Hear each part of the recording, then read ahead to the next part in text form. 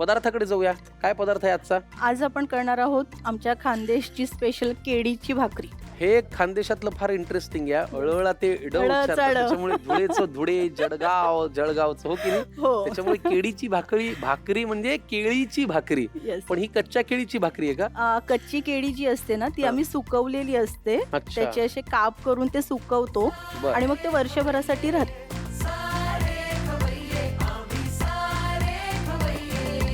कच्च्या केळीची भाकरी आपल्याला करायची आहे. लागणारं साहित्य आपल्या समोर आहे. स्मिताताई सांगा साहित्य काय? आपण सुकवलेल्या केळीच्या पीठ घेतलेलं आहे, हम्म, साबुदाण्याचं पीठ, किसलेला बटाटा, हम्म, भाजून घेतलेलं शेंगदाण्याचं कूट, हम्म. साजूक तूप, मिरचीचा ठेचा, जिरं, ओवा, तिखट, मीठ. वा वा फार छान.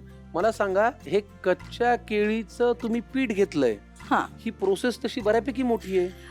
मोठी असं म्हणता येणार नाही. हं, केळीचे घड जेव्हा कापणीचे घड जेव्हा येतात हम्म. त्याचे आम्ही केळी सोलतो अच्छा. आणि त्याचे काप करतो. हा. आणि एक असं लिटरली आमच्याकडे असे ड्रम भरून भरून डबे भरून भरून त्या केळीचे काप केलेले असतात. आणि ते काय वाळवता का तुम्ही? ते वाढवतात एक सुती कपड्यावर किंवा प्लास्टिकच्या कागदावर आपण ते 2-3 दिवस उन्हाळ्यात अच्छा, वाढतात म्हणजे आणि साधारण आपण जे वर्णन करतोय ते हे आहेत कच्च्या केळीचे काप. काप हे किती दिवस वाळवून तुम्ही मग साठवता? हे 2 ते 3 दिवसामध्ये वाढतात. अच्छा. आणि मग साठवून ठेवायचे. साठवून ठेवायचे, आणि मग नंतर आता हे असं पीठ केलं. त्याचं पीठ करून ठेवायचं. फारच छान. आणि ही केळीची भाकरी जी आहे ही शुगर पेशंट साठी खूप छान असते. फार महत्वाचं आहे हे. हो. कारण पौष्टिकही आहे हो. आणि साखरेचं प्रमाणही नाहीये. हा. चला मग कच्च्या केळीची भाकरी काय करायचं पहिल्यांदा? आपण एक बाउल घेऊया. बर. आपण याच्यामध्ये सुकवलेल्या केळीच्या पीठ घेतलेलं आहे. यानंतर याच्यामध्ये आपण साबुदाण्याचं पीठ टाकलंय, दाण्याचं कूट. दाण्याचं कूट. खानदेश आणि मराठवाड्यात हे सढळ हस्ते वापरतो हो. आपण, हो की नाही. नंतर आपण किसलेला बटाटा जो आहे हम्म, तोही यात घालणार आहोत. हम्म.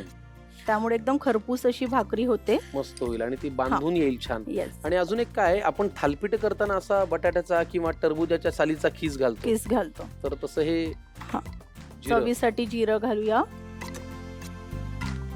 आणि ओवा. ओवा घालूया, जो हातावर एकदम असं स्मॅश करून मग तो ओवा घालूया. चवीपुरतं तिखट घालूया. हम्म. आपण थोडं हिरवी मिरची पण घालूया, घाला म्हणजे घाला. थोडी खानदेशी म्हटल्यावर काय Yes. झटका लागलाच पाहिजे ना. थोडं टेस्ट येते.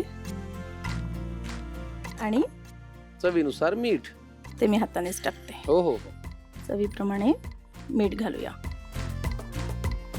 तर आपण हे पाण्याने भिजवून घेऊया. आधी हे सगळं एकजीव करून घ्यायचं. घ्या करून. कृती एकदम सोपी आहे की? खूप इझी आहे. आणि ही भाकरी जी आहे ही आपली प्रवासामध्ये 3 ते 4 दिवस आरामात राहते. तिला जेवढी तुम्ही खरपूस भाजाल तेवढे दिवस ती टिकणार. आणि याने ना काही त्रासही होत नाही. आपण थोडं पाणी घालूया दादा. त्रास पण होत नाही. सारखं तेलगट खाणं. आणि आमच्याकडे कसं सकाळीच मोठ्या पहाटे शेतात जातात लोक.